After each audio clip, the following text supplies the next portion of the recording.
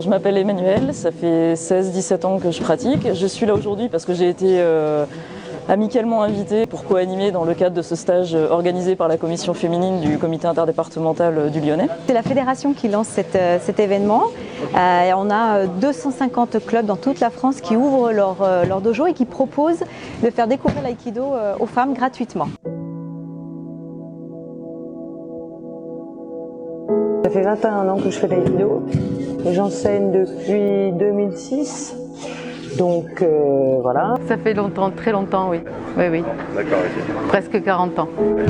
J'ai commencé jeune, très jeune, et j'ai toujours pratiqué. Je ne me suis jamais arrêtée. Et j'aime beaucoup, hein. C'est pour ça que je suis toujours là après 35 années. C'est tout niveau confondu, hommes, femmes, qui pratiquent les mêmes techniques. Il y a beaucoup d'échanges, beaucoup de découvertes. On rencontre des gens sensationnels sur les stages, dans les clubs. C'est très intéressant. Il n'y a pas beaucoup de femmes, on doit être à peu près 20%. En fait, on n'a que à peu près 20-21% de femmes au global sur la fédération. Et c'est d'autant plus étonnant que c'est un art martial qui est vraiment tout à fait adapté aux femmes.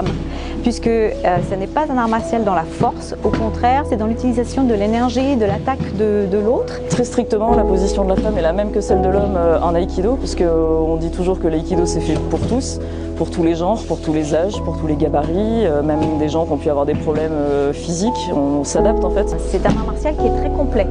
Donc on va travailler sur la souplesse, mais vraiment dans le corps, dans sa globalité. Les femmes ont peut-être plus technique et puis on recherche plus à être précise vu qu'on n'a pas la force physique. Mais voilà, on y arrive. Hein. L'aïkido est vraiment une opportunité pour les femmes dans le sens où elles se sentiront à l'aise, peut-être un peu plus à l'aise que certains hommes par rapport au travail du relâchement. Ça m'a amené à bien vivre ma vie. Chaque fois, j'ai découvert, j'ai pris confiance, j'ai gagné en sérénité, en ouverture sur les autres, à comprendre les autres, parce que ça, c'est une des richesses de l'aïkido. Et tout ça contribue à un ensemble qui fait qu'on se sent bien avec soi, et à partir du moment où on se sent bien avec soi, on se sent nécessairement bien aussi avec les autres.